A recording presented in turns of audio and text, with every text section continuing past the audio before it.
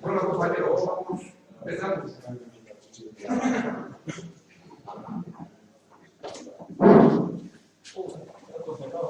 Bueno, vamos a empezar una charla que desde el Sindicato de Metal de Valladolid hemos querido convocar, ya que es un problema que se nos viene a todos de encima y aunque parece que está muy lejano, estamos viendo como día a día los grandes patronales ya y sobre todo las grandes empresas están teniendo reuniones entre ellas para ver cómo hacer el planteamiento de la industria 4.0.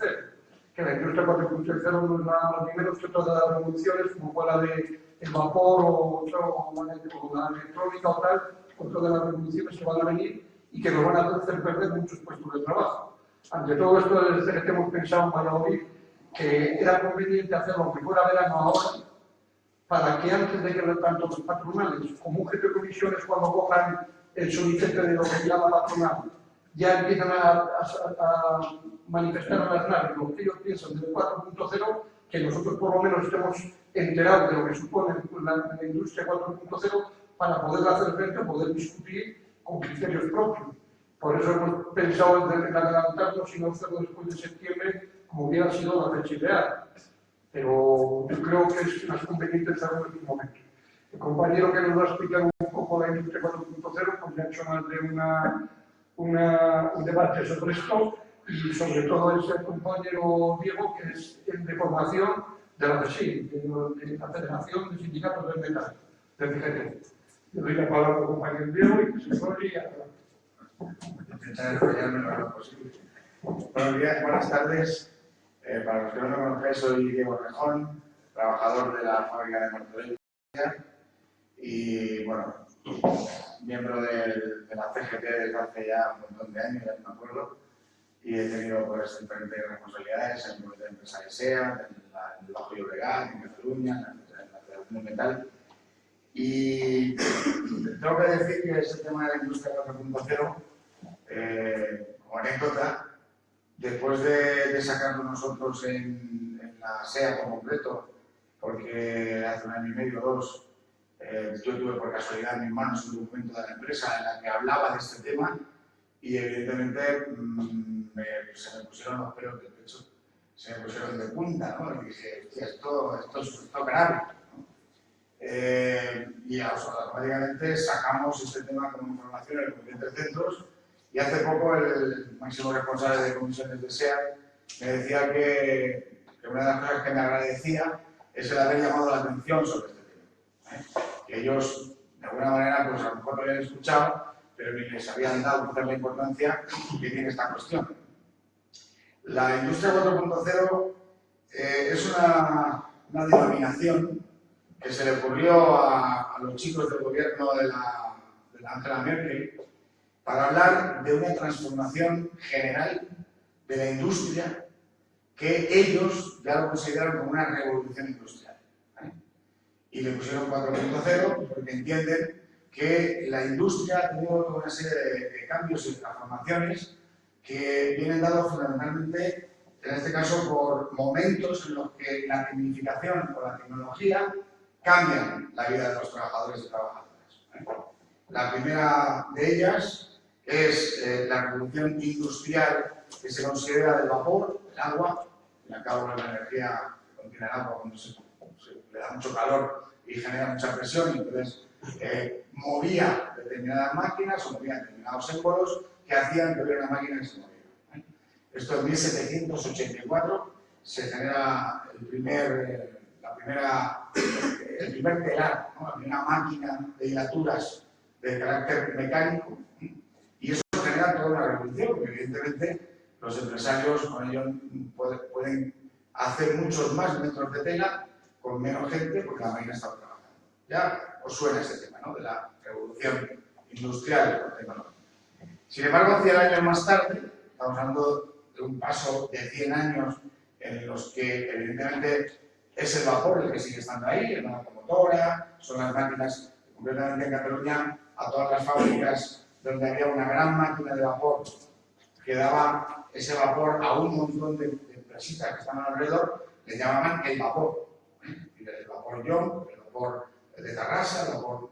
tenían un nombre, y era el vapor Young. Esa máquina de vapor hacía esa labor de dar energía a todas las fábricas de alrededor. La segunda revolución industrial ya es de 1870 y en Cincinnati, concretamente, pues se genera una cadena transportadora de carne, una carnicería, un majadero grande, y es el momento en el que se considera que se empieza a generar un movimiento dentro de la industria en el cual la cadena se empieza a mover. Son los inicios que llevan a una palabreja que supongo que sonará, que es el Fordismo. Trabajar en cadena, trabajar por medio de la separación de los tiempos y de las actividades de los trabajadores, de manera que hay un aprovechamiento mucho mayor, no solamente de la máquina, sino ya también del trabajador y del sistema de trabajo que significa una cadena. A eso se le llama Fordismo y normalmente se entiende que empieza ahí, en 1870, la Revolución Industrial Segunda. La tercera también pasan aproximadamente 100 años, en cada uno de estos pasos. Estamos hablando de 1784, 1870, 1969. El primer PLC, el primer programador autónomo que se instala dentro de una instalación, dentro de una fábrica y que controla determinadas acciones de una máquina, de un robot, de una instalación programada con cadenas o lo que sea. PLC que conocéis la mayoría de las empresas del automóvil o del metal en general, 1969. Hace apenas 40 y pico de años. Y ya tenemos lo que la propia industria, el gobierno de Alemania en concreto, ha señalado como la cuarta revolución industrial. Una revolución que está basada en algo que se llama los Cyber Physical Systems, sistemas físicos cibernéticos. Es decir, estamos hablando de una máquina que ya no solamente tiene un foco de energía, como es el vapor, la electricidad o la electrónica, sino que además ese órgano cibernético tiene un funcionamiento propio dentro de esa cadena. Ahora veréis, veremos en total por qué está generándose ese concepto cibernético de lo que serían las producciones industriales. Es decir, estas cuatro fases de la industria acaban en una industria 4.0 que tiene 9 patas fundamentales o 9 ejes fundamentales de lo que ellos denominan, que han generado este nombrecito, lo que ellos denominan el arco de funcionamiento de esta industria 4.0. La primera, que vamos a ver, es la que posiblemente nos va a sonar a todos más y tiene que ver con algo que en la mayoría de las fábricas del automóvil tenemos a cientos, a miles. En cualquier fábrica de automóvil hoy que sea relativamente integral, puede haber más de 4.500 robots. Una cifra solamente en la zona de chapistería son 1.700, en la zona de pinturas con las bailarinas que pintan, pues puede haber otros 300 o 400 como mínimo, el montaje, el que monta los cristales, el que monta las ruedas, todos son máquinas robotizadas que conocemos con una estructura muy concreta. Están en el suelo, tienen los 6-7 ejes ya que lo que suelen tener los robots más avanzados y están cerrados dentro de una célula. Ese es el primer paso de la robotización, que ya, por ejemplo, a partir de 1980, tengo que decir, yo me he enterado durante estos últimos meses, que el primer robot que se instaló en España fue la SEAT en 1962, nada más empezar a fabricarse el 600.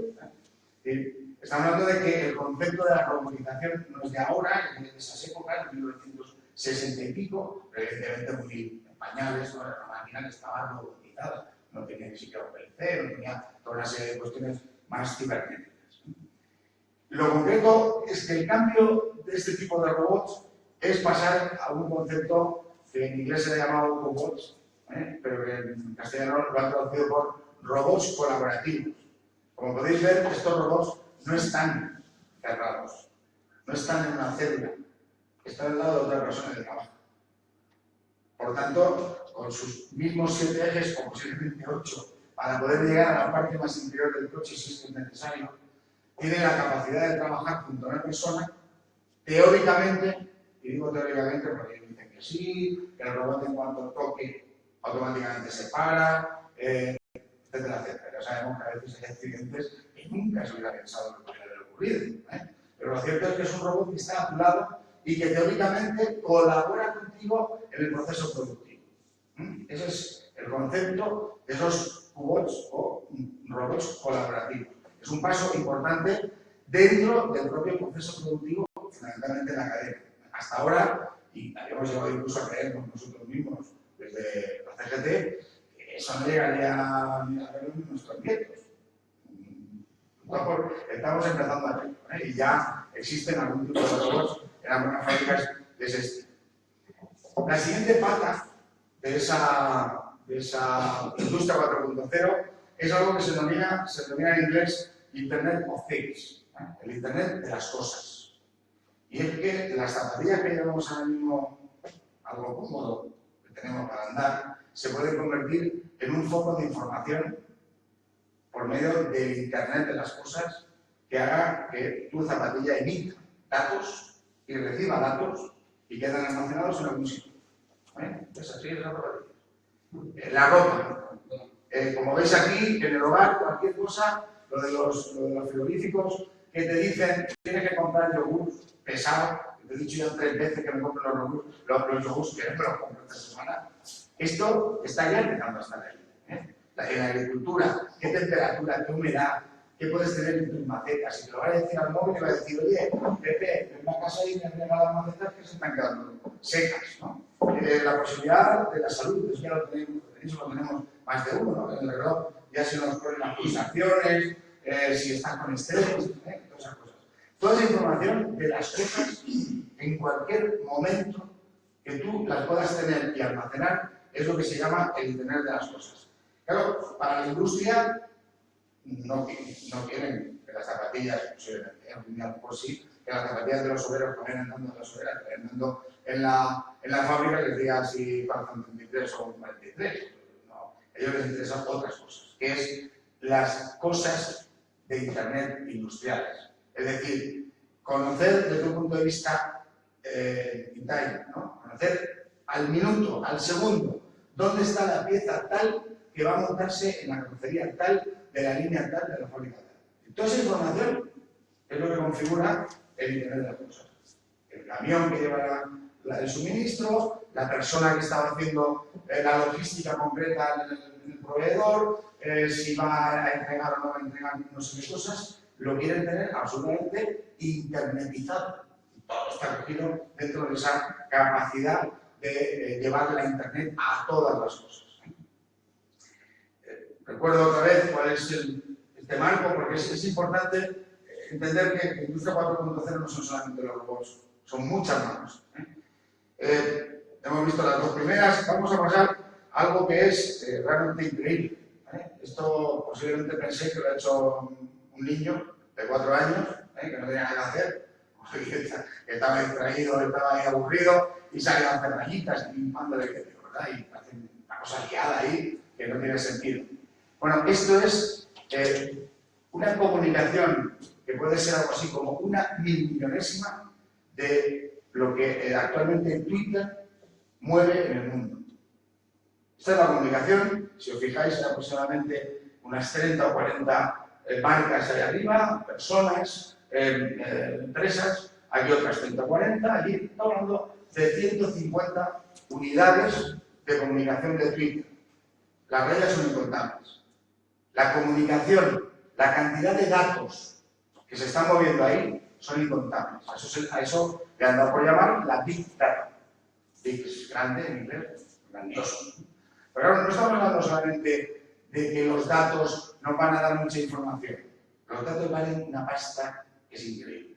El negocio que tienen con el tema de los propios datos, ahora veremos un resumen más o menos desde el año 2005 hasta hoy, cómo ha ido generándose un aumento en la capacidad de negocio, en la capacidad de trabajo de los datos en el mundo, que es brutal y que evidencian que la Big Data es otro de los puntos fundamentales de esa industria 4.0, porque lo que hace es tener a disposición del conjunto de la industria una cantidad de información terrible, que tiene que ver no solamente con lo que a ellos les interesa, sino con lo que la CNI, la NSA, Google, la CIA, nos está controlando continuamente en muchos sitios. Esa cantidad de datos que está ahí moviéndose continuamente es una parte importante de lo que sería el proceso de información hacia la industria 4.0. De tal manera que desde el año 2005 hasta el año 2010, esta ha sido la progresión del comercio, electrónico, y que por tanto ha basado los datos de yo compro esto en la empresa tal por medio de internet para que me llegue, ha pasado del año 2005 al año 2010 de 393 millones de dólares al año en el mundo a 1.835, multiplicado por 6, solamente en esos 5 años. Ahora mismo tenemos mucho más, pero hemos entrado más en, o he estado mirando otros datos, cómo los datos en sí mismos han subido de una manera tan exponencial y tan brutal que ese Big Data no sabemos dónde puede tener el fin. Es decir, en marzo de 2009 tenía una cantidad, en marzo de 2010 prácticamente estaba en el mismo, vaselina no tiene nada que ver con vaselina, es la línea base de donde parte la información. Pues en esa línea base que se mantiene prácticamente en un año, sin embargo en marzo del 2011 habíamos subido ya prácticamente a doblar o a triplicar lo que se estaba haciendo en cuanto a Big Data, en cuanto a mover datos en el mundo. Y en los siguientes 12 meses, desde marzo de 2011 hasta marzo de 2012, prácticamente se multiplicó por 12.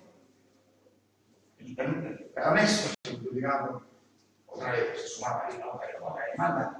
Y se ha generado en este año, en el 2012, un aumento brutal que ahora en el 2017 podemos haberlo multiplicado no por 12, sino por 250. Porque no para esta cantidad, si os dais cuenta, bueno, a mí se me ha quedado corto 32 gigas de memoria en un móvil en un año. Bueno, a Miguel creo que en 6 meses. Manejamos ya tal cantidad de información de datos. Nos entran 7 veces la misma foto, el mismo vídeo de todas estas tonterías que corren por la red, ¿no? Eso es una cantidad de información que se mueve brutal. Y claro, si hablamos ya de lo que les interesa a las empresas, que es cuánto dinerito significa eso, solamente desde el año 2013 hasta el año 2017, los servicios en tecnología que se han movido en el mercado de Big Data han pasado de 12.500 a 32.400 millones de dólares. Estamos hablando de que prácticamente lo que se hace es triplicar, triplican por el 2,7. Estamos hablando de aumento de negocio brutal en lo que significa este concepto de Big Data, de grandes cantidades de datos que se mueven por la red. El siguiente aspecto que podemos hablar del tema de la industria 4.0 es el tema de la simulación. Figuraos que antes estoy hablando hace 20 años, cuando queríamos saber si un coche podía penetrar bien en el aire, había que hacer un coche, poner una cámara de viento, meterle un montón de humo que pudiera moverse y automáticamente hacer una prueba con un coche o una pieza que prácticamente tenía que ser la copia exacta de ese coche para medir sus CX, un índice de penetración en el aire. Con eso ya no es necesario.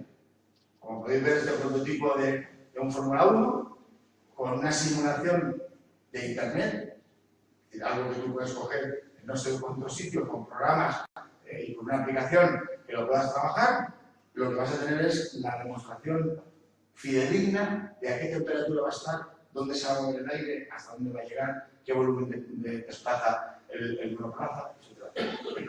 Esa simulación cada vez la tenemos mucho más clara, hasta tal punto de que antes para hacer las pruebas de crash, como mínimo necesitaban entre 6 y 10 coches.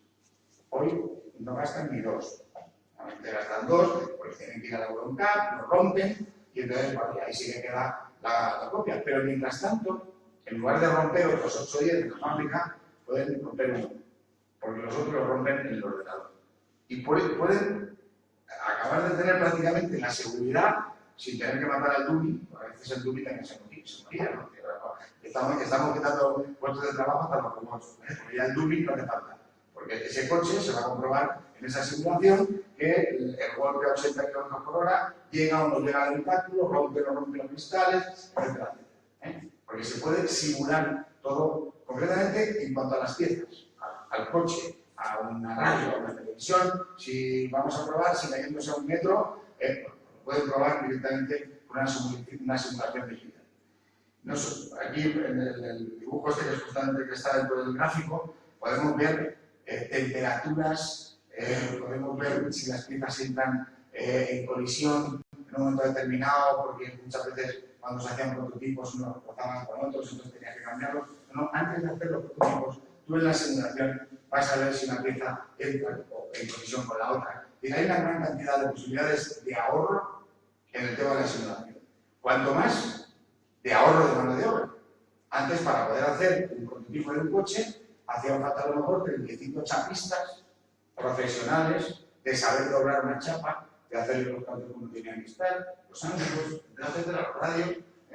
Ahora esas piezas casi salen solas, primero porque hay una simulación que puedes saber cómo va a ser la pieza exactamente, segundo la digitalizas y te das un entorno con una fresa que va a ir, una fresadora o una fresa que va a ir haciéndola en base a lo que tú has puesto en un ordenador. No hace falta que tengas un prototipo hecho a mano.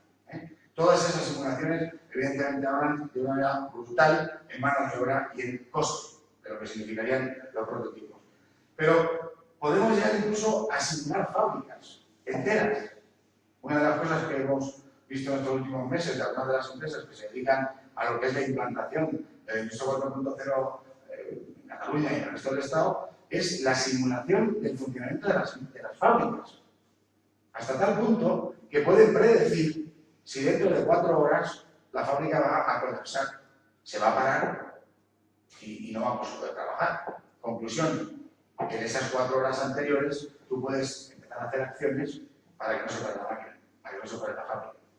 En esos diagramas ellos representan dónde están, en este caso, las carrocerías, dónde están las personas que están trabajando, si falta material para pintarlas, si falta material para montar, y ellos pueden decir, en este margen de 4, de 6, de 8 horas, tengo posibilidades todavía de modificar la historia para que no se le dé una especie de embrión seco. La película esta que avanza y iba a matar a alguien. Pues eso también es parte de la simulación que se puede hacer no solamente con las piezas, sino también con el propio proceso productivo para ver cómo puede ir adelantando y, por lo tanto, poder solucionar problemas antes de que aparezcan realmente. La simulación lo que va a hacer es decirte, ojito, que si esto sigue como está, dentro de 3 horas para. Evidentemente, si hay una avería, ahí no hay que rascar. Estamos hablando de flujo de materiales, de situación de los coches, etcétera, de las piezas que se hagan en esa fábrica. Además de la simulación, tenemos un aspecto importante que es la fabricación aditiva. Algunos pensarán que puede ser adictiva, ¿no? Porque fabricamos ya tanto que al final nos acabamos metiendo con una broma en el tema de la fabricación. La aditiva es porque va adicionando, ¿no? Es la copia 3D. Algunos a lo mejor, puede que tengáis ya en vuestra casa, una copiadora 3D. Evidentemente, una copiadora 3D, estamos hablando de algo que es para el hogar y poquito más, y estamos hablando de algo que pueden hacer piezas de este tipo. Una piececita que se te ha roto en el juguete de un niño, ¿no? Tu hijo se te rompe un juguete, le puedes hacer el plano, lo metes en el ordenador y dices, haz una como esa. Con un material, con comida, plásticos, ahora se está hablando ya de que puede ser se puede hacer una pieza de madera con un polvo de madera que se puede unir en esas máquinas que hacen la función 3D. ¿No? Es decir, se están proyectando y pensando en ese sentido para hacer librerías. Pero no solamente para hacer una piececita, es que en esas máquinas se puede hacer de todo tipo. No solamente una pieza que sea mecánica y ya está, es una pieza que funcione realmente, que tenga movimiento interno, que tenga células, celdas, cosas dentro de cosas. Lo que hemos estudiado mecánica, siempre nos ponían aquel ejemplo de un cuadrado que dentro tenía una especie de estrella y que la estrella luego, cuando acababas de darle con la fresadora, acababa quedándose dentro del cuadrado. Tenía también todas las cargas tenía refundidas, ¿no? Eso lo vamos a poder hacer ahora en una pieza, o sea, en una máquina que te la hace directamente con 17 piezas dentro que se mueven y que pueden funcionar como una cadena. Esas piezas, evidentemente, también pueden convertirse en cosas que no tienen por qué ser solamente de funcionamiento mecánico, es que podemos copiar lo que sea, una cabeza. Podemos hacer cualquier tipo de piezas con ese diseño que hasta ahora tenía que hacerlo esta gente que mueve también los dedos, ¿no? Los que trabajaban con las manos, que hacían... No, pues, ahora va a estar ahí en el ordenador, prácticamente lo vas a pasar a una impresora 3D y lo vas a tener físicamente. Tardan un poquito, porque son esas lentas, pero ahí lo vas a tener. Pero esto estamos hablando, para que veáis un poco y la gente lo pueda entender, estamos hablando de lo manual que se puede trabajar en cualquier casa.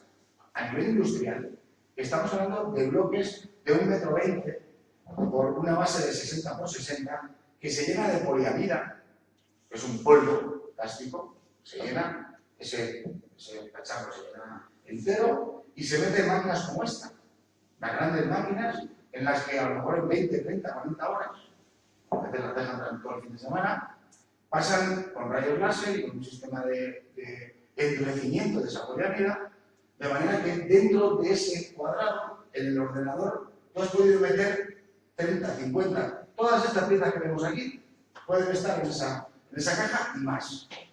Cuando acaba de hacerse toda esa fusión, ese calentamiento de la poliamida, quedan las piezas hechas en el milímetro exacto o en la décima de milímetro donde tú has diseñado el ordenador, pegas un golpe, se cae la poliamida en polvo que ha sobrado y salen todas las piezas como tienen que ser.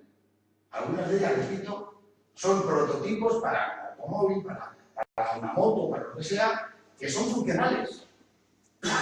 Lo mismo que el chapista que estaba no 30 horas, posiblemente 50, 80 o 100 y 8.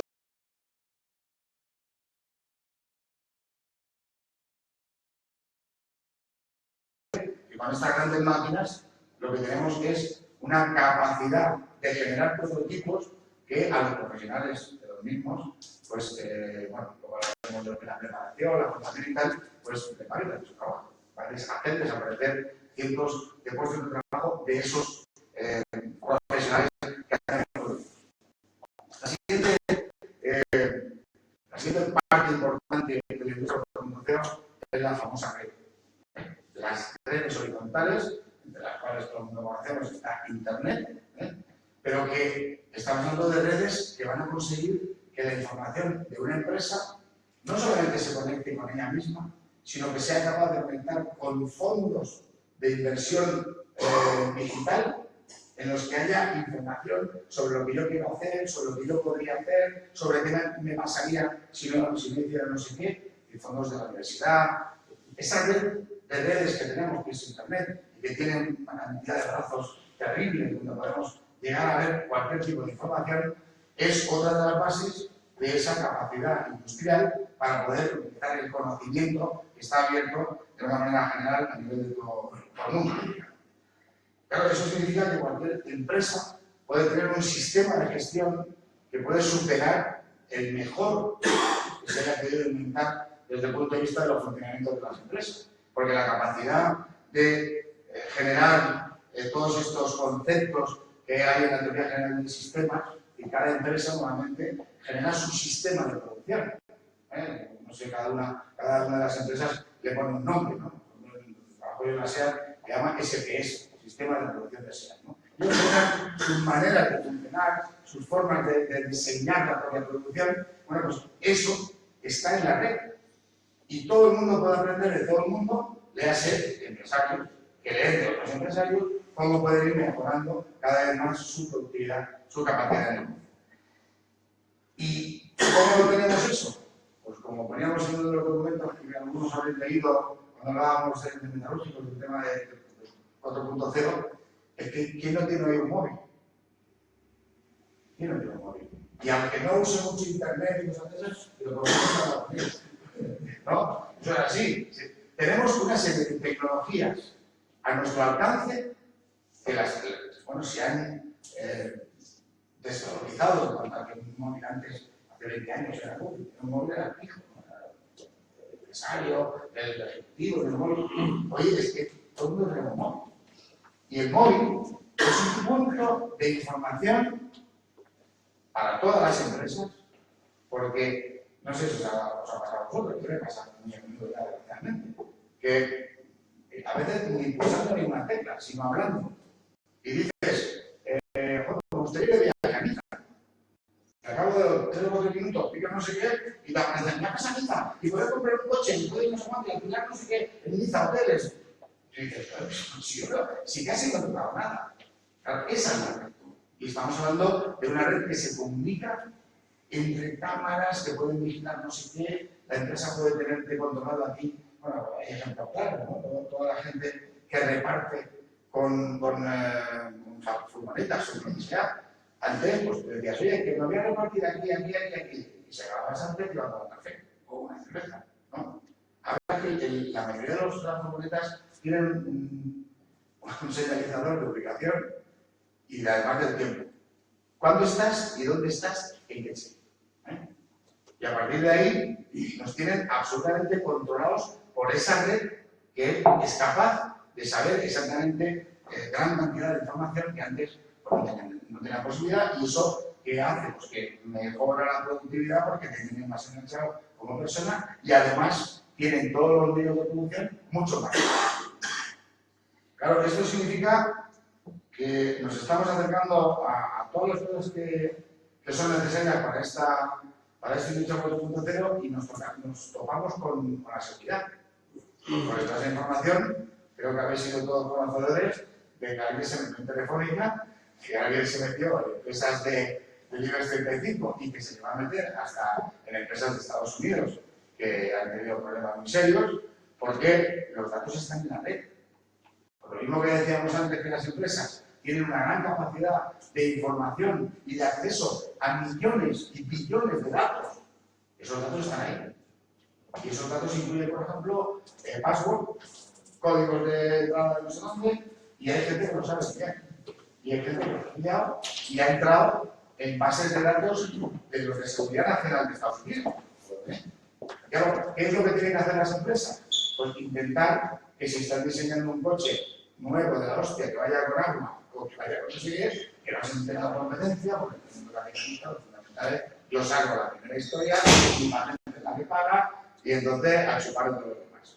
Negocio, todo está pensado para ellos en el negocio. Pero lo que sí está claro es que la seguridad de los datos es importantísima dentro de esta industria. Es decir, por una parte necesitan que todo el mundo comparta la información necesaria para aumentar su productividad, para mejorar la empresa, pero por otra parte hay toda una serie de datos de confidencialidad y de sensibilidad de lo que realmente una empresa quiere hacer, que no les interesa que eso esté por ahí.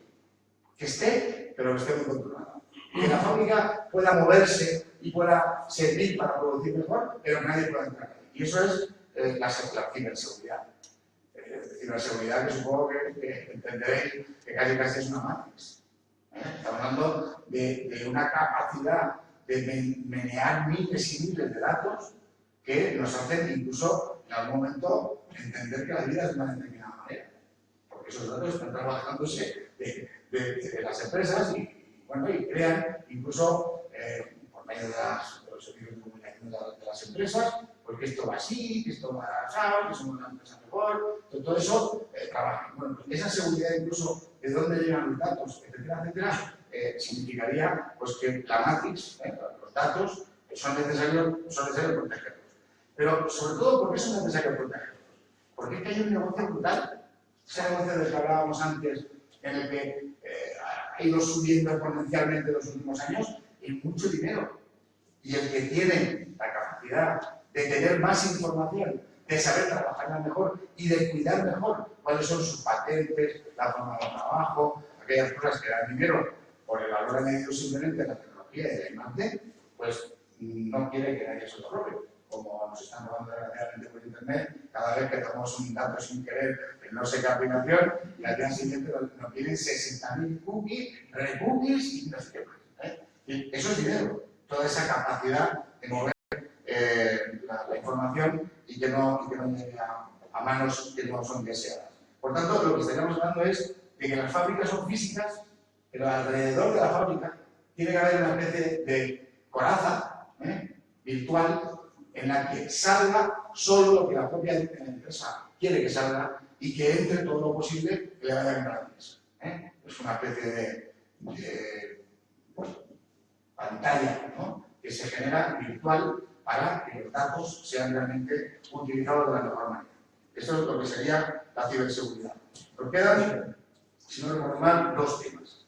Uno es el de la realidad aumentada y otro es la computación en la nube. La realidad aumentada tiene algo que todos estamos... ¿quién no ha jugado, por ejemplo? ¿Quién ha jugado alguna vez con la Wii? Con el sistema este de deporte que te dan un manguito y haces, hay que hacer con la tenis. Estás jugando a tenis, una leche, estás haciendo un movimiento. Me acuerdo de mi sobrina, yo me ponía a jugar con ella y yo hacía así, porque era jugando a tenis y hacía, vamos, es la misma historia. Estamos hablando de la realidad virtual. No es real lo que tú haces que se está viendo en la pantalla. Entonces, claro, convivimos con eso desde hace unos años. Hay cosas que no son lo que son. Y esa tecnología es válida para determinados momentos en la industria en los que tú necesitas saber qué pasaría si. Y entonces generas esa realidad virtual y con ella puedes trabajar para proyectar, para plantear, para planificar determinados puntos de trabajo dentro de la fábrica. Hay una diferencia importante en lo que significa la realidad aumentada y la realidad virtual. La realidad virtual sería este ejemplo que decía Raúl. Tú estás viendo algo que no es real, los muñequitos aquellos que están ahí en la televisión no son reales. Y la realidad aumentada sería algo parecido a lo que haría Robocop o Terminator cuando salen de esas historias. ¿Habéis visto por Terminator? Supongo que todas, ¿no?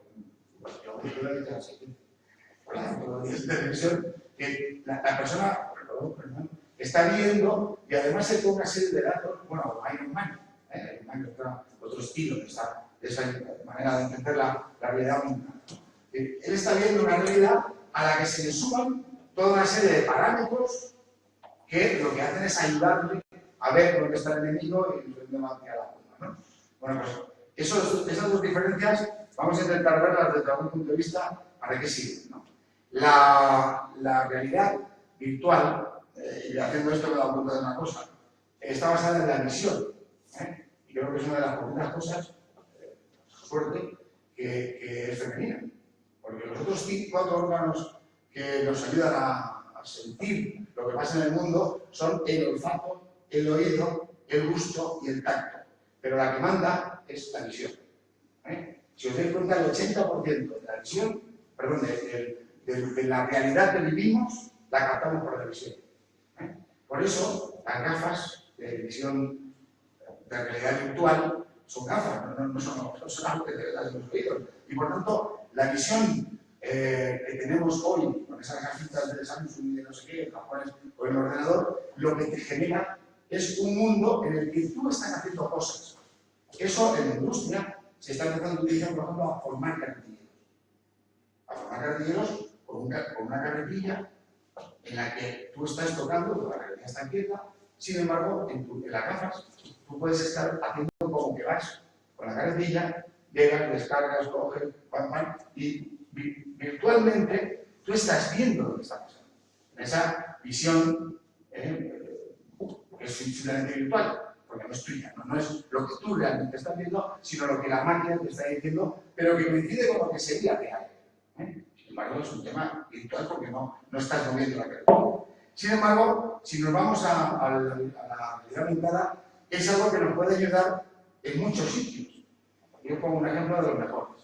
Un bombero que lleve una cámara de infrarrojos y que pueda detectar si la habitación de al lado, por esos infrarrojos y por la temperatura que hay en determinados puntos de la habitación, sabe dónde está el fuego, dónde está no sé qué, peligros, si hay una puerta, porque ahí entra aire, porque le está ayudando. Y por eso es una realidad que aumenta, porque él está ahí y está realmente viendo a ver cómo puede mejorar su trabajo, sus funciones. Esa sería la realidad aumentada que evidentemente tiene también muchos factores a la hora de trabajar, porque tú ya estás empezando a robarse en una fábrica, tú en lugar de trabajar a pelo, trabajas con unas gafas que te están midiendo la distancia hasta donde tienes que coger la pieza, que te están diciendo si la pieza que viene es la correcta, que te están diciendo si las herramientas que tú tienes que coger están fuera de sitio y tienen que estar en su sitio, etcétera, etcétera. Claro, te están mejorando la calidad porque tú en otro momento no lo verías, pero el sistema digital te está diciendo tienes que modificar tu movimiento, tienes que ir a tal sitio porque no es ahí donde tú pensabas que estaba. Esas son las diferencias entre realidad virtual y realidad aumentada que están ya empezando a poner dentro de las industrias. Y por último, dentro de toda esta historia, la famosa nube, o cloud de los sistemas de máquinas. La nube es parte de esa red. Es algo relativamente nuevo de todo el movimiento de Internet. Y es que todo puede estar en esa nube. Todo. Podemos colgar lo que queramos. Y al estar ahí, cualquiera de los que tengan derecho a estar ahí, sean públicos o sean privados, ahora lo veremos, pueden acceder a toda una información que no es necesario que se comparta físicamente, sino que está virtualmente en una gran nube, que yo no sé a dónde va a llegar el tamaño de esas nubes, porque estamos hablando de exabytes, montones de datos que están ahí. Y esa nube se tiene que generar con algún criterio. Por lo tanto, hay nubes privadas, nubes públicas, nubes privadas virtuales, nubes privadas no virtualizadas, nubes privadas virtualizadas, es decir, nubes que tengan una capacidad de entrada determinada personas porque son las que quieren utilizarlas. Claro, si estamos hablando de una nube, podemos estar hablando, por ejemplo, de una empresa que tenga toda su información financiera en Bruselas. Porque tiene la sede financiera en Bruselas, porque paga menos impuestos, menos dineritos. Estoy hablando, por ejemplo, de la Global, curiosamente porque todavía en Bruselas. Pero tiene su centro de diseño y de tecnología en Múnich. Y tiene su centro comercial y logístico, no sé qué, en China. Claro, toda esa información no se puede traspasar manualmente cogiendo una persona y llevándola a no sé dónde. Está todo en algún sitio en el cual cualquiera de las partes de la empresa que necesite saber de la otra va a esa nube con toda la información que aquí se ha acabado el trabajo de moverse, porque está todo ya automáticamente en esa nube. Estamos hablando de una capacidad de interactividad en las empresas brutal. Hoy ya, con los móviles, por ejemplo, es que cualquiera está en Singapur y está comunicándose con alguien de aquí, no solamente para decir cómo va la cosa, sino le da a uno de los botones de la aplicación correspondiente y hace que funcione la máquina en la fábrica porque tiene para adelante una determinada instalación. Esa capacidad de la nube, de estar tan comunicados y de poder coger información que está ahí y que tú puedes valorar en un momento determinado, donde quieras. Oye, llamas al jefe de la planta y le dices, estoy no sé dónde, pero me estoy dando cuenta de que ahí he mirado en la nube, he mirado la información y allí falta no sé qué. Vete para allá, o lo que no sé cuánto, o quita a esta persona de aquí, porque sobra. Esta capacidad la da también la nube, porque evidentemente la interacción es brutal. Ejemplos de aplicaciones en la nube, pues todos sabéis, el Dropbox, el Google Drive, el iCloud, el de Apple, en fin, todos los sistemas que podéis ver en este.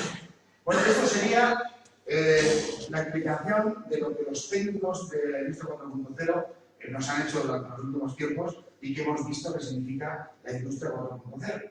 Podemos estar equivocados en alguna cosa, podemos no entender algunas cosas porque ellos sí las entienden perfectamente, pero esto es lo que hemos visto que significa desde el punto de vista de la aplicación práctica de las políticas de industria 4.0. Me quedan 10 minutos más. Recuerdo otra vez cuál es este proceso, porque vamos a ver si alguien encuentra 4 diferencias. Yo he encontrado al menos 4. Seguro que si alguien encuentra alguna más, podremos meterlo para la próxima charla que se dé de este tema. Entre las 3 primeras revoluciones y la cuarta, yo encuentro algunas diferencias. La primera, nunca se había anunciado por parte del capitalismo que iban a hacer una revolución. Y otra vez sí. Lo están anunciando sin ningún complejo. Desde Alemania, hasta todas las empresas, están diciendo que va a haber una revolución que tenga. Luego veremos, además, con menos consecuencias. Pero lo están anunciando. Las primeras no, pasaba porque había una nueva máquina, eso generaba determinadas cosas y ya luego decíamos, esta ha sido la primera revolución, la segunda. En este caso, se ha anunciado ya de entrada, antes de casi de empezar. En las 3 anteriores revoluciones convivieron los ascensos de los movimientos sociales y las revoluciones que se dieron en el mundo. 1870, estaba la Comuna de París todavía ahí y tal, la Revolución Francesa, sí, la Revolución Rusa, la Mexicana, los movimientos anarquistas, socialistas, comunistas. Haya habido un nacimiento generalizado de alternativas de oposición a lo que significaban las propias dinámicas de las revoluciones industriales. La pregunta es, ¿ahora qué movimientos sociales? Esa es otra diferencia que veo. La tercera sería que en las tres primeras revoluciones no había conciencia sobre la ecología, ni el cambio climático, ni la posibilidad de cargarnos el planeta. Creo que puede influir. Por eso lo he puesto como una diferencia importante cuando se empezó a usar el carbón y la máquina de vapor decía, vas a morir.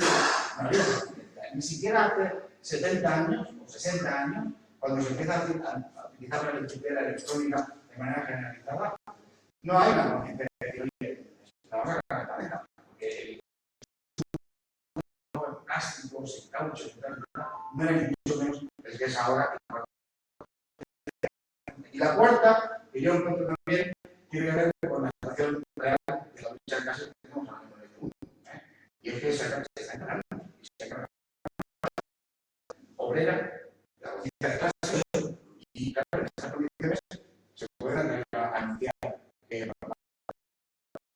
tiene problema, porque hay que saber que hay un retroceso bastante importante de lo que significa la conciencia.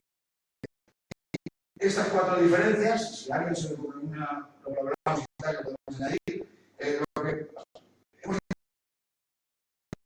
¿qué significan? O sea, en esta situación nueva de esta revolución industrial, ¿de qué estamos hablando? Los que más saben, empezando por el gobierno alemán que ha creado esta historia, dicen que la fábrica inteligente seremos humanos y máquinas formando un network, una red social, y que esto generará nuevos modelos de negocio. Ese es un poco el resumen de lo que decía el equipo de trabajo, el grupo de trabajo, industria de cada uno, en colaboración con Audi, pues que lo mismo, que nueva forma de negocio, nueva estructura social, nueva forma de trabajo colaborativo en la máquina con mayor flexibilidad de implicación y mayor implicación de los trabajadores en general y las trabajadoras en la innovación de productos. Veréis si eso es posible. También personas completas, catedráticos que están hablando de este tema, dicen, el defensor de la industria vasca, que es muy importante, y de la fábrica se va a provocar que algunos viajen en primera y otros interventen la presencia en ese cajón de desastre, que es el sector servicios o los sistemas maduros de la economía. Porque ya, cuando ya estamos sobre caes, que hablan de sus empleos, que ya llevan mucho tiempo y tal, pero que en un momento determinado pues se van a caer y van a tener una base. Pues, alguien a lo mejor posiblemente el fin del trabajo, alguien que estudia todos los movimientos sociales que se generan en el mundo, porque la tecnología nueva, inteligente, está empezando a alterar el funcionamiento del sistema capitalista y se pregunta, ¿qué ocurrirá cuando los aumentos de productividad provocados por la tecnología inteligente sigan reduciendo la necesidad de trabajo humano? Entonces, eso son cosas que se pregunta gente que sabe. Y Richard Sennett, que es un sociólogo de una corriente americana que habla del pragmatismo y que no teoriza, sino que lo que dice es lo que está pasando, yo digo que está pasando esto. Dice, si aumenta la demanda del trabajo obligado, al tiempo que reduce o elimina el dinero cualificado. Sustituye todo esto, como no se está hablando de oportunidad, pues puede generar finalmente problemas sociales graves. Pero el que más me ha llamado la atención y que me cara a las conclusiones de esta es un tal Juan Torres López, que tiene la virtud de haber mandado la mierda al señor Quinta, que es un esa que está ahí para seguir defendiendo las cosas que quiere la derecha esta noche ante las cosas que hay que hacer. Este hombre dice que primero que no es cierto que la reducción y se basa fundamentalmente en una cosa. Si al principio Europa estaba por encima de las 60 horas y ahora está por debajo puede haber en Europa. Es de menos de 40 horas. Con la tecnología, y en eso coincide de reducir el tiempo de trabajo.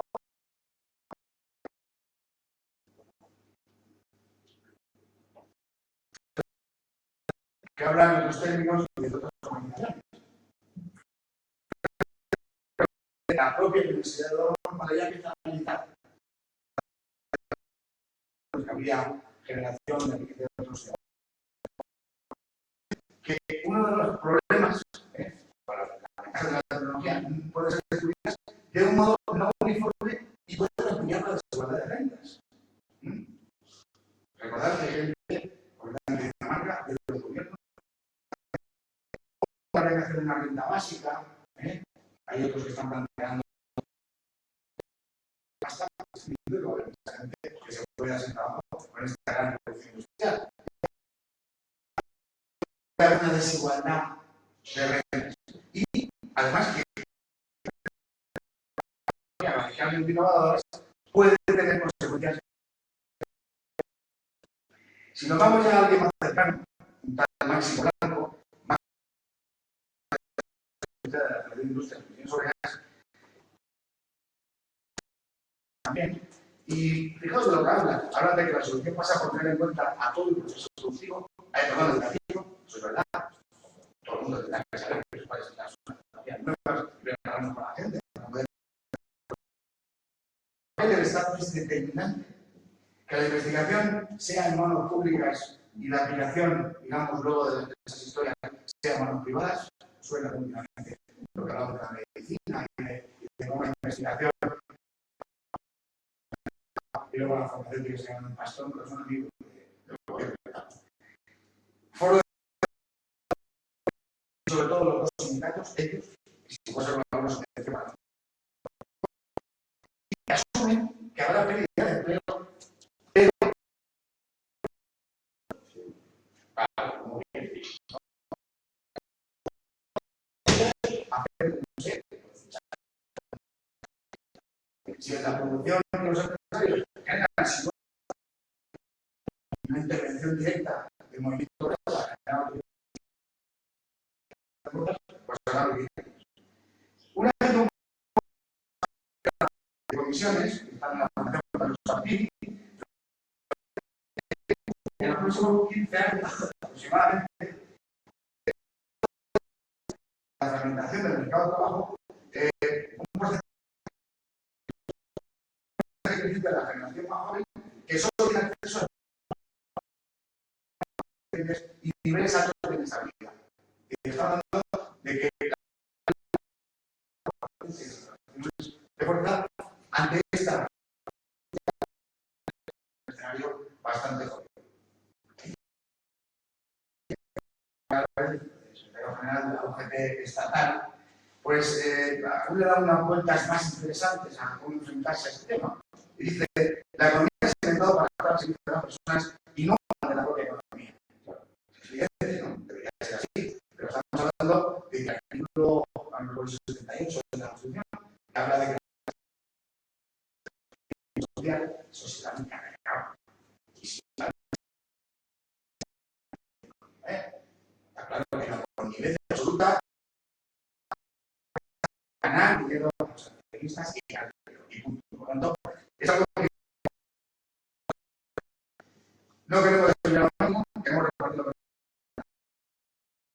Incidir en qué tipo de formación a nuestros jóvenes,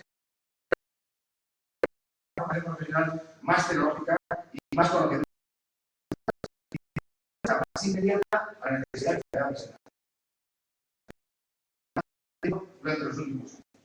No una formación profesional. No, una formación profesional. Eso nos parece integral también para la gente que accede a la formación profesional, porque no queremos que formen robots humanos, queremos que formen personas. Que sepan cómo defenderse y evidentemente tengan una crítica. O sea, que yo, por parte de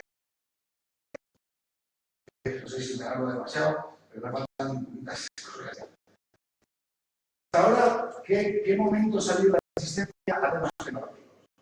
Todos conocemos, ¿verdad? Bueno, leyendo todo lo que ha sido sobre el tema lista, la verdad es que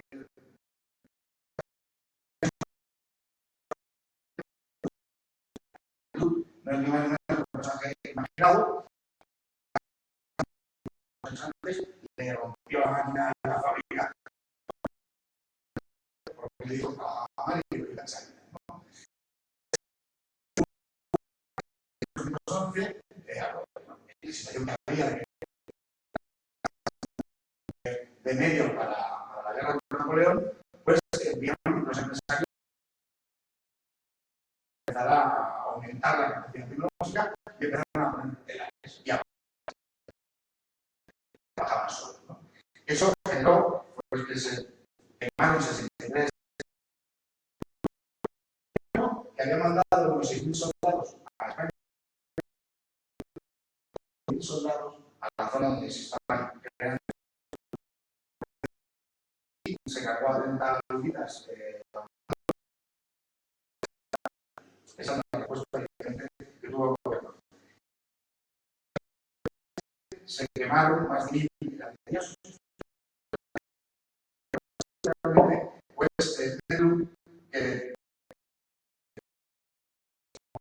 dentro de las criaturas esto que lo vea porque por esta carta no vamos a abrir. Nos hemos enterado hace unos días, está bien claro. Y si no pasa, te desaparece. Y contigo haremos lo mismo, maldito. Destruiremos todas las fábricas que tengan máquinas de los malditos corazones del pecho y nos mofaremos de los demás. Les pegaremos y les haremos lo mismo que a nosotros. Repito, por esto hoy ya para al tuyo de la gente como al principio. La respuesta que hubo a esa primera revolución en el primer mecánico sigue después con otra figura que se llama Capitán Swing,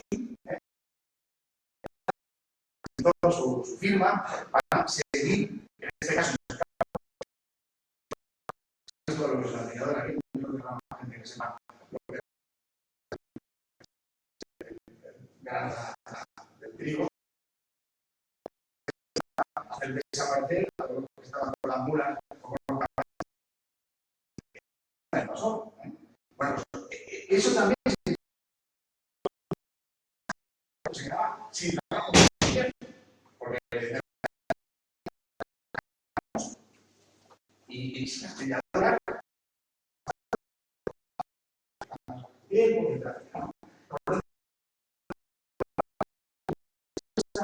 organizada contra lo que significaba una nueva de menos empleo. ¿Os suena, no? Esta es una de la firma del teórico. Nos hemos quemado la fábrica y esto tiene que llamas.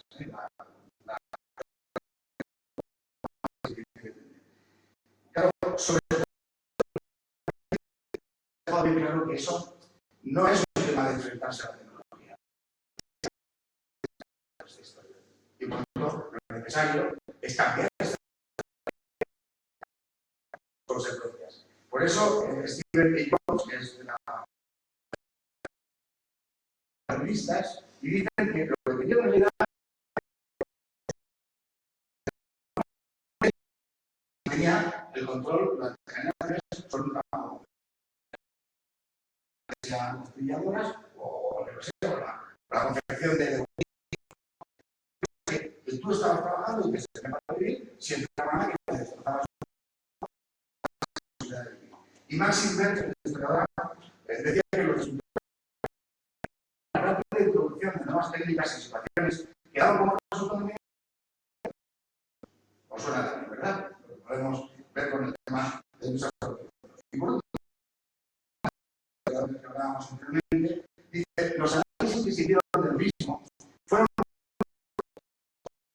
a posteriori para negar la legitimidad y la racionalidad triunfo del capitalismo. El Ludita no era, en realidad, porque yo estaba leyendo, de historia, ya no se limitaba solamente a una máquina. Vosotros, capitalistas, estáis aquí por muchas maneras,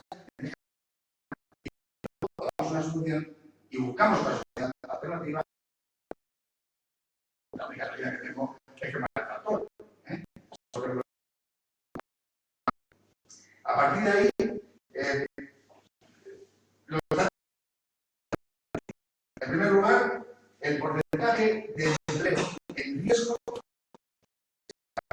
la localización de menos del 33%, el 29% en España, el 33% en Estados Unidos, en Inglaterra, con la Unión.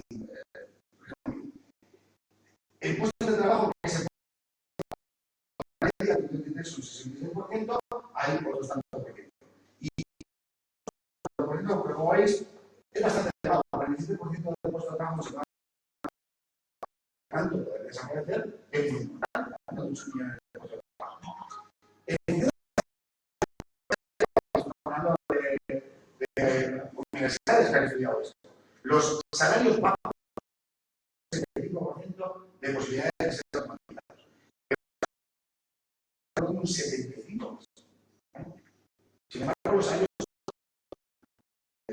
que son precisamente lo que están pensando todas las otras putadas, los otros salarios bajos, que solamente estaríamos en el 27%. La anterior, estamos hablando de las posibilidades en los próximos 10 años, más o menos, estamos hablando de ese proceso. Pero si vamos a una profesión de médico de familia, una profesión de compositor de músicos, posiblemente automatizado por un médico de familia por la automatizas. Pero el análisis de la enfermedad de una persona, de un niño, no sé qué, ¿cómo lo automatizan? Que también, que ya por ahí un 42%, que ya están intentando desde Estados Unidos mirar cómo se va a una en China, pero claro, si ya vamos más allá, economistas y analistas financieros, la super, o sea, nuestra empresa que sí, también es decir, el inglés, en el Parlamento, ¿no? Es decir, Cooper Leverage, esta empresa que ahora no me acuerdo, que se dedica a estudiar la empresa, sacó un programa de EPE, como historia, que se cargaba 43.000 horas de estudio de los economistas que tienen, lo podía hacer ese programa. Se cargaba 300 puestos de trabajo de economistas. Capacidad, estamos hablando de un 40%, pero si vamos a las economistas, por los coches inteligentes, una habilidad que es meter datos y sumar,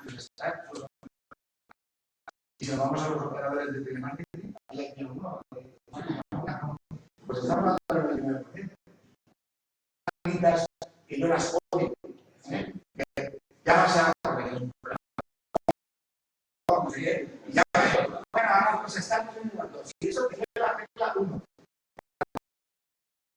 te han hablado de esas máquinas durante 10 minutos. Y llega un momento que ellos pero lo están haciendo desde un punto de vista del ahorro de puestos de trabajo. La cuestión es que en todos los países no será igual. He visto los datos que en los países de Italia, porque hay una significación diferente en Alemania, en Italia o en Portugal. El salario medio, veis que es el que más reina de la comunidad de trabajo, y que todos los puestos de trabajo pueden ser automatizados. Médico de familia, lo voy a tocar un poco, pero en este sistema casi todos los puestos se pueden automatizar para algún problema. ¿Qué hacemos nosotros? Y antes de lanzar las alternativas, la primera, ¿podemos enfrentarnos a la tecnología del ludismo? Es una pregunta que nos tenemos que hacer y que planteo de cara al debate posterior. La segunda sería, ¿es suficiente con formarnos mejor, como decía el o comisiones? El problema es que hay que formarnos más los trabajadores. ¿Podemos esperar algo del Estado del capital, como decía comisiones sobre el Estado, es dominante de toda esta historia. Y por último, ¿es una alternativa que nos subvencionen dándonos dinero para comer o la creación solo de la renta básica como una alternativa de esta historia? Por tanto, ¿qué alternativas planteamos nosotros? Primero, desde el punto de vista estratégico. La primera, tenemos que tener una actitud crítica de la implantación de las tecnologías. Porque ya se ha demostrado que las tecnologías generan todo un cambio social. Y por lo tanto, ante el cambio social, tenemos que tener una actitud crítica y plantear nuestras propias alternativas. ¿Hemos de facilitar a nuestra gente de formación? Claro, eso sí, tenemos que ayudarles a que al menos no se encuentren indefensos ante todos estos cambios. Pero evidentemente la negociación es para seguir nuestro principio de la facilidad. Y no dejar que el Estado sea el que diga, pues esto se va a nosotros seguiremos diciendo que lo que queremos es lo que hagan. Y por supuesto no queremos que los individuos acaben siendo, o que estás preparado y que tienes ahí un puesto de trabajo, que eres el que se liga y en qué condiciones.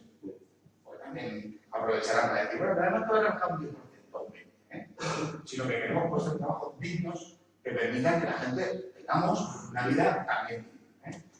¿Cómo podríamos hacer eso? ¿Qué propuestas concretas deberíamos de situar? Bueno, pues la primera es la igualdad de oportunidades. Y no nos referimos solo a la igualdad de género, que en todas las empresas se está generando una historia de igualdad de género, pero si tú eres de la CGT, si tú eres no primo de ni hijo de, no tienes las mismas posibilidades de que quien está, que tiene algún enchufe por ahí, lo que sea. Eso tenemos que acabar con eso. Porque si no, la situación es realmente que al final quien va a poder tener derechos a puestos, aunque no sea el más cualificado, porque lo estamos viendo en más de una oportunidad, que aunque la persona no sea la que está más cualificada, es la que ocupa el puesto porque tiene no sé quién contacto en la dirección de la empresa o en la dirección de algún sindicato. Eso hay que intentar plantear, evidentemente, que podamos acceder todos en igualdad de condiciones a los puestos de trabajo y a la formación pertinente. Hemos de plantear una reducción de la flexibilidad, que luego viene ligada al tema de la jornada, para aumentar la conciliación. Si ya no nos será necesario trabajar tanto porque los robots van a trabajar, ¿por qué tenemos que estar trabajando sábados, domingos y no sé cuántas cosas más? ¿Por qué tenemos que trabajar 3 horas más al día y hacer jornadas de 12 horas por más de un sitio? Vamos a conciliar realmente porque por los robots, ya lo decía Ford, Henry Ford lo decía, que mientras hay un robot que puede hacer una faena, nadie tiene por qué accidentarse en un puesto de trabajo y sufrir en un puesto de trabajo. Henry Ford. No me lo invento, está escrito. Reducción de la jornada. 30 horas a la semana. Eso hoy. A lo mejor dentro de 5 años hay que decir 20 horas. 30 horas de reducción con el mismo salario que tenemos actualmente. Porque la riqueza que se está generando no me da tiempo a poner más cosas. Pero ya se está viendo que la facturación de todas las empresas que se han eliminado 270.000 puestos de trabajo en la industria está por encima de un 30% de lo que pasó en el 2007. Ellos han vuelto a tener su riqueza y más. Y nosotros tenemos el desempleo y cada vez salarios peores, tanto en las empresas matriz de las grandes multinacionales, como por supuesto en todas las empresas de la subcontrata que vienen detrás. Y por último, creo que tanto a Chuchi como a mí nos puedo preocupar menos, porque estamos muy cerca de la jubilación y puede ser que lleguemos, pero los que tenéis 30 años, 35 años, o luchamos todos porque hay una jubilación a los 55, o estamos trabajando hasta que nos metan en la caja.